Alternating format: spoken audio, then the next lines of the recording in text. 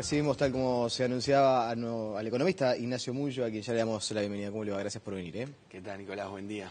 Uruguay emitió bonos a 2027 por 1.700 millones de dólares, una demanda de 3.000 millones, una tasa de interés menor al 4,5%. Son cifras, más cifras que ya vimos en nuestro noticiero, en Telebuen Día, que dijo el ministro de Economía, Daniel Astori. Pero para bajar a tierra, para que la gente entienda, ¿qué es lo que se hizo? ¿Es una buena decisión? ¿Es una buena señal que recibe el gobierno?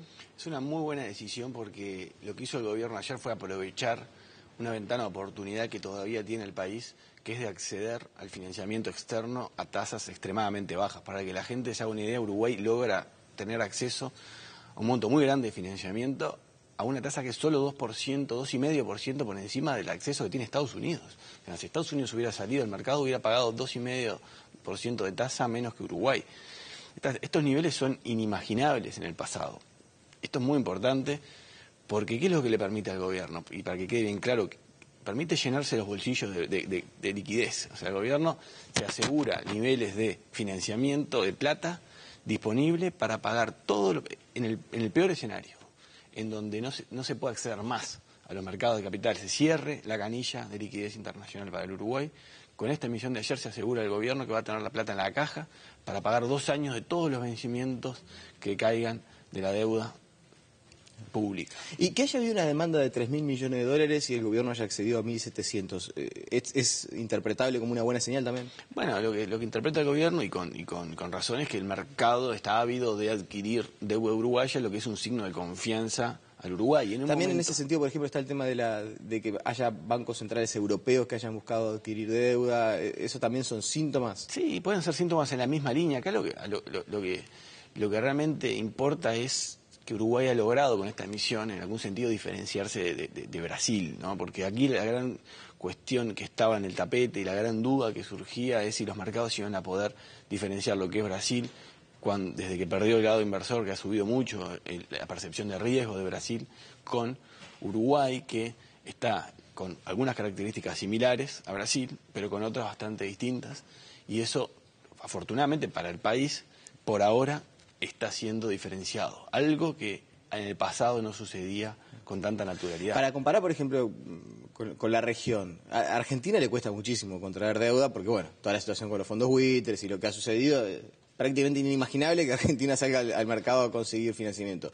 Pero Brasil, ¿a cuánto podría llegar a conseguir deuda? Bueno, eso es muy difícil saberlo de antemano, pero el mercado le cobraría sin dudas una tasa bastante más alta que lo que le está cobrando a Uruguay. De hecho, previo a esta emisión, la percepción de riesgo que se mide como cuánto de interés se le cobra por encima de un bono de Estados Unidos estaba en el doble en Brasil que en Uruguay, previo a esta emisión. Ahora el mercado validó, porque es muy importante cuánto valida el mercado, esta percepción.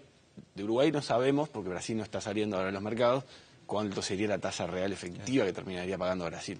Pero seguramente sería... Sí, es probablemente bastante por encima de lo que paga Uruguay. Usted decía, el gobierno se hace de liquidez, se llena los bolsillos para enfrentar contingencias, para poder, bueno, tener espalda ancha. ¿Es posible que esta inyección de dinero que recibe el gobierno del mercado internacional le permita también otra holgura para poder seguir en esa política de que el dólar, si sigue con su tendencia al alza, lo haga pero de manera paulatina, recortando las mesetas, como dice el presidente del Banco Central? Bueno, ahí la pregunta es no es si puede, porque claramente con esto tiene un colchón más ancho para seguir interviniendo en el mercado. Aquí lo que hay que preguntarse es si debe seguir interviniendo, no se debe permitir el dólar ir un poco más alto, porque recordemos que estamos en una paridad cambiaria con Brasil de un 40% de desequilibrio, lo que quiere decir que lo que hoy vale 100 pesos en Montevideo vale el equivalente a 60 pesos cruzando la frontera con Brasil. Y estos son niveles de disparidad cambiaria, de abaratamiento de Brasil relativo a Uruguay, cerca de los niveles históricos que se dieron en el año 99, luego que Brasil evaluó repentinamente el real el 13 de enero del 99, que fue el comienzo de un periodo de recesión en el Uruguay que terminó con la crisis del año 2012. Ahora estamos en una situación distinta, y eso es claro remarcarlo, muy distinta a la situación del 2002 por varios factores. Primero, porque el Uruguay tiene acceso a mercados. Lo de ayer lo confirma, y lo que permite tener liquidez, porque Uruguay tiene liquidez porque también tiene una puerta abierta al mercado que se da en los mercados voluntarios de bonos, como también se da con los organismos multilaterales, porque esto también es algo nuevo, que el gobierno tiene créditos contingentes ya acordados por 2.500 millones de dólares con organismos como el Banco Mundial, la CAF, el BID, el FLAR, que lo que permiten es levantar el teléfono al gobierno y decirle, desembolsame el monto que ya acordamos a las tasas bajas que ya acordamos. Y esto es totalmente nuevo porque en el pasado siempre estaba el Fondo Monetario dispuesto a prestarte en momentos de crisis, pero a tasas más altas que las del mercado. Para que la gente entienda, esto juega de alguna manera a favor. Nadie va a tener dudas sobre la solidez del sistema financiero uruguayo y sobre si Uruguay puede enfrentar sus deudas. Entonces, desde ese punto de vista, la situación con el 2002 ya... Ahí nomás ya sí, los niveles de morosidad del sistema financiero uruguayo están en niveles mínimos históricos. El banco privado es 1%, el BROW 2%, de los créditos totales están vencidos, niveles bajísimos. Hay un enorme nivel de capitalización muy por encima de las regulaciones que existen en el sistema financiero uruguayo, que son de las más duras del mundo. Y la exposición del sistema financiero a la región es mucho más baja que lo que era antes. O sea, ese paquete de mucha liquidez con un sistema financiero más sólido nos pone, en algún sentido, yo no diría totalmente a salvo, pero sí mucho mejor preparado para enfrentar un periodo que puede venir de menor crecimiento de la actividad económica. ¿Y cuánto nos jugamos en lo que pasa el domingo en Argentina? Bueno, la verdad que lo que va a permitir es abrirnos un poco la cancha y saber por dónde van a venir los tiros, porque lo que hay hoy en Argentina es una enorme incertidumbre. Hoy es algo sumamente interesante el contraste de Argentina con el resto de las economías emergentes, donde la percepción de riesgo está subiendo en el resto de las economías emergentes y en Argentina está cayendo. Hay expectativas de los consumidores y confianza del consumidor en niveles cerca de los máximos históricos en Argentina, cuando en Argentina se enfrenta a los mismos problemas externos que nos enfrentamos todas las economías emergentes. Ahora, en Argentina, lo que pasa es el próximo gobierno. Exacto, Argentina lo que está pasando, para que quede bien claro, y esto es un consenso, es todo el mundo piensa que lo que va a venir es mejor que lo que se va. Entonces el efecto de que haya una elección genera una confianza superlativa, tal vez desmedida, en los empresarios y en los consumidores, pero que está siendo incluso validada por los mercados financieros, porque esto es muy interesante. Los bonos de Argentina hoy tienen niveles de riesgo muy cercanos a los de Brasil. Cuando hace un año atrás esta parte eran muchísimo más riesgosos. Han convergido los niveles de riesgo de Brasil. En Argentina, cuando el contexto externo es el mismo, solo que en un momento en Argentina hay elecciones, en Brasil tenemos 3 años y medio más con el mismo gobierno votado. Ahora, es probable que en enero, cuando estemos en medio de la temporada estival, Argentina esté en un proceso de evaluatorio también. Bueno, ahí hay que ver cuál es el nuevo gobierno. Se habla de, en distintos analistas argentinos hablan de que el dólar oficial y el blue en Argentina convergería a los 14 pesos argentinos por dólar. O sea, estamos hablando de entremedio del valor actual del dólar oficial y el blue que está cerca de los 16. Eso hablan algunos analistas que esperan que así haya una devaluación del oficial, pero que con el mayor ingreso de capitales hacia Argentina, que ha estado medio al margen de los ingresos de capitales por las propias políticas tomadas, ¿no? A medida que se libere, por ejemplo, se vaya liberando, o que sea paulatinamente el cepo cambiario, se reanuden las conversaciones con el Fondo Monetario, como ya lo anunció hace 2 semanas en Lima la directora del Fondo Monetario, que iba a ir hasta junio el gobierno tiempo para instalarse en Argentina y se iba a ir a visitar Buenos Aires para empezar a poner las cuentas en orden, porque hasta cuándo Argentina no va a tener un índice de inflación creíble, hasta cuándo el PBI de Argentina no se va a saber cómo crece. Entonces, Argentina tiene muchos deberes, tiene una lista de espera muy larga de tareas pendientes que va a tener que asumir el próximo gobierno. De hecho, las reservas, como un indicador termómetro que le queda a este gobierno, están contadas hasta el 10 de diciembre. Si no se toman medidas, se van agotando paulatinamente y el día que asume el próximo gobierno se termina la última reserva disponible. Le dejan la bomba ahí a punto de explotar y bueno. Volvemos a nuestro país. ¿Cómo le explicamos a la gente que el gobierno tiene 5.700 millones de dólares de disponibilidad y en el presupuesto de repente estamos discutiendo por 15 o 17 millones de dólares para reparar la caminería? ¿Una cosa tiene que ver con la otra? Sí, tiene que ver, pero una cosa es la liquidez y otra cosa es el financiamiento de los flujos del presupuesto. Que acá hay una cosa muy interesante, importante, porque el gobierno no tiene para financiar, asumiendo que va a tener mucho más ingresos fiscales que los que probablemente tenga este año y el año que viene. El gobierno está asumiendo un crecimiento de 2,5% para este año y atado a ello están los ingresos que va a tener el gobierno en materia de impuestos. Los impuestos en Uruguay tienen una alta correlación con la reactividad económica. Si la actividad crece, se recauda más impuestos. De hecho, ahora, ya hace unos meses, que la recaudación de la DGI, fundamentalmente IVA, IRPF está planchado, porque en gran parte la actividad económica también está estancada en el Uruguay en los últimos meses. Ahora, el presupuesto asume que este año va a crecer 2,5. Nuestros modelos de proyección del Centro de Economía nos están dando que el crecimiento será por debajo del 1,5, 1,3% para este año. Entonces tenemos ahí un agujero de más de un punto del PBI que y si también se cumplen las proyecciones del resto de los analistas privados que también andan en el entorno del 1,5, el gobierno no va a disponer de esos recursos, pero ya comprometió gastos, porque los gastos. El presidente del Banco Central dice que el crecimiento, bueno, está bien, no va a andar en el 2,5, pero seguramente esté cerca del 2. El gobierno había dicho el margen entre el 2 y el 2,5, dice, reconocemos que no va a estar en el 2,5%, pero va a estar en el 2. Ahora, los gastos están atados al 2,5, entonces sí, todo eso va para déficit. En el presupuesto figura el 2,5, están los ingresos calculados en base al 2,5, donde todo lo que no ingrese igual va a salir, porque los gastos ya están comprometidos, entonces se va a generar un mayor déficit que el que está estipulado en el presupuesto para los próximos años. Por eso, más allá de que tengamos hoy más liquidez en la caja, es complicado y peligroso seguir comprometiendo gastos a cuenta de unos ingresos que no van a venir en los próximos años, por lo menos en el próximo bienio, que donde las proyecciones oficiales también son optimistas para el año que viene, 2,6, 2,7, nosotros proyectábamos también bastante por debajo para el año que viene. Y para contener la inflación, ¿es viable un acuerdo de precios? ¿Es una medida que se puede adoptar hasta enero, poder congelar los precios por lo menos de algunos productos? Bueno, lo que ha demostrado la evidencia del año pasado, cuando estábamos en una situación donde la inflación estaba muy cerca de cortar el 10%, se habla de que los acuerdos de precios fueron efectivos. Y ahí nosotros discrepamos, porque si uno analiza los números de la inflación, lo que realmente fue efectivo el año pasado fue la reducción de los precios que el gobierno administra, los precios administrados, las tarifas que el gobierno puede afectar directamente, no tarifas públicas, combustibles. Exacto, no a través de acuerdos voluntarios de precios.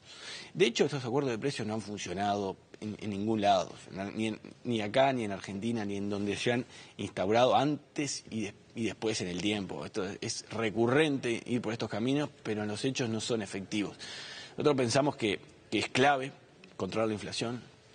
Nosotros pensamos que es el único objetivo que se ha respetado a rajatabla en los últimos 10 años. Desde el 2004 a la fecha, la inflación nunca ha cortado el 10% anual y está grabado a fuego. Si hoy tenía que decirme cuál es la marca fuego que tiene la macroeconomía uruguaya, compromiso que se respeta a rajatabla, es que la inflación no va a pasar el 10%, porque a pesar de que el compromiso del Banco Central es 7, ¿no? O sea, está bastante por encima de lo que establece el Banco Central. Pero eso se ha respetado y pensamos que, y acá hay que atarlo por qué puede aumentar más allá del 10%, porque si el dólar sí sube, como pensamos que necesitaba, y atándolo con la disparidad cambiaria que hay con la región, Uruguay necesita validar un dólar más alto.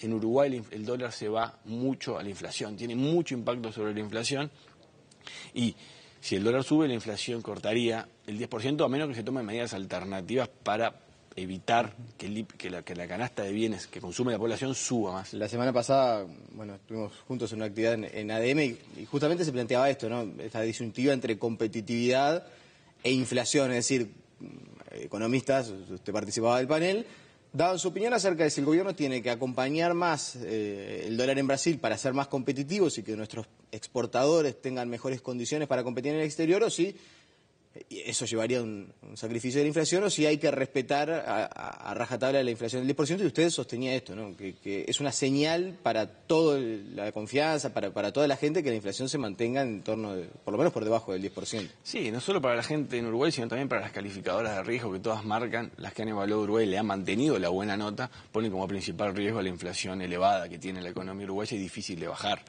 Nosotros pensamos que compartimos y coincidimos con los colegas que estuvimos en ADM de que el dólar tiene que subir en Uruguay para compensar, aunque sea una parte de la pérdida de paridad que hemos tenido con Brasil. De hecho, podríamos recuperar la paridad cambiaria con Brasil de principio de año, que ya no era tan buena, pero bastante mejor que la que es hoy, si el dólar a fin de año cerrara en 33 en Uruguay. Ahora, pero es viable. Eso es lo que hace. ¿Es posible que el dólar termine a 33 cuando está a 30? Es posible sin que la inflación. Acá la clave no es si es posible sin que la inflación, la pregunta tiene que ser, ¿es posible que el dólar esté en 33 sin que la inflación corte el 10%? Bueno, en la situación actual, no.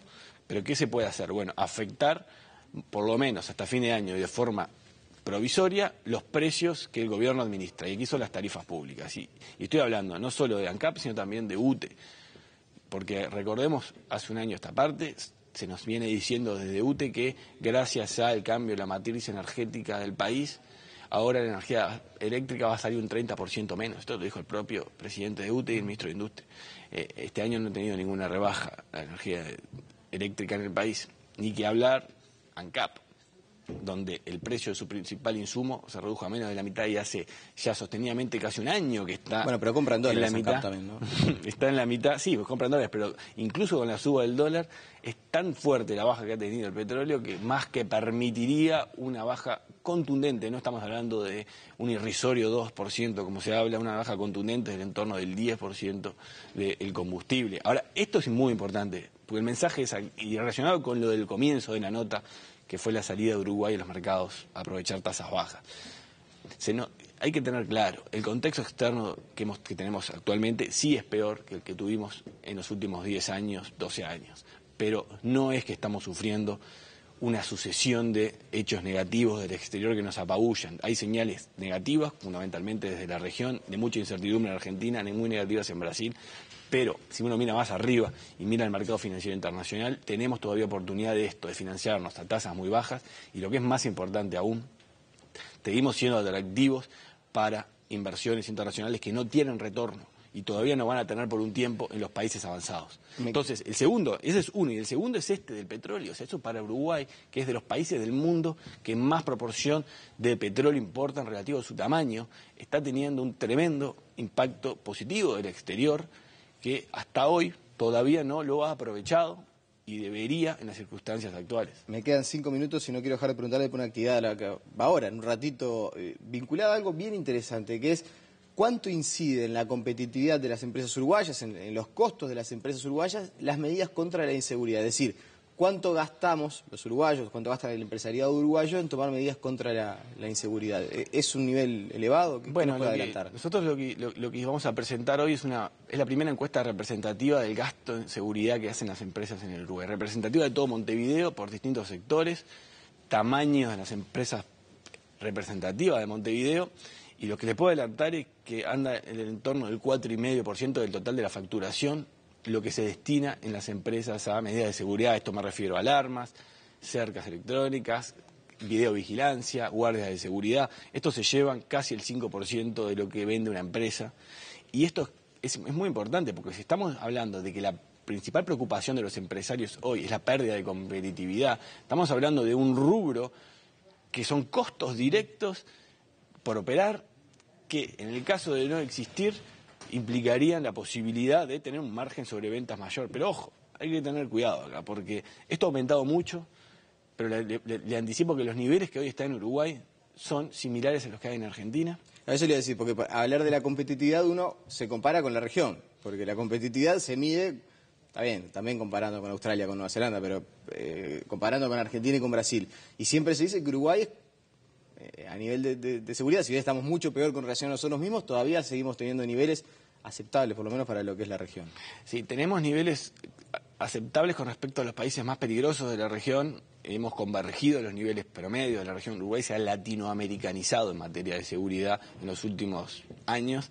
En materia del costo de las empresas, todavía en promedio gastan menos que el promedio de América Latina, pero ya se ha llegado a los niveles de Argentina, por ejemplo, y se ha llegado a los niveles de países que gastan, en los países de ingresos similar al Uruguay, de cuánto gastan las empresas en seguridad. Y este es un dato importante porque hace no más de 5 años Uruguay gastaba la mitad, las empresas uruguayas gastaban la mitad que los que están gastando. ¿Y depende de dónde esté la empresa o depende de la facturación? ¿Depende del barrio en el que esté enclavado o depende del porte de la empresa? Bueno, depende del porte, del barrio, del sector. Ahora, lo que es muy importante y lo que vamos a presentar hoy es cuál es la relación que hay entre los delitos observados en el barrio en donde está la empresa y el gasto en seguridad y las proyecciones de gasto en seguridad para el año que viene que están haciendo las empresas, y vamos a mostrar que es muy importante, es una variable significativa para determinar el gasto en seguridad, cómo está la zona en términos de hurtos y rapiñas, cómo están evolucionando en la zona donde está instalada la empresa. Entonces hay mucho de percepción, pero también hay mucho de realidad en esto del gasto que hacen las empresas en seguridad. Pero Porque aquí hay resultados un poco paradójicos, porque en Montevideo, si uno mira el promedio de los delitos de Montevideo, están cayendo. Los delitos contra la propiedad están cayendo de forma importante en los últimos años. Eso no se está traduciendo por ahora en una reducción de los costos que hacen las empresas en materia de seguridad. Por lo cual no hay una reducción de la percepción tampoco. No en promedio, pero sí hay respuestas puntuales en las zonas donde sí hay una mayor reducción del delito. Entonces el mensaje es optimista, demora pero llega. O sea, la gente finalmente no hay un divorcio total entre percepción y realidad. Sí puede haber un rezago. Ignacio Muyo, le agradecemos su presencia esta mañana aquí en Telebuen Día. Muchas gracias a ustedes. La pausa y seguimos con más información.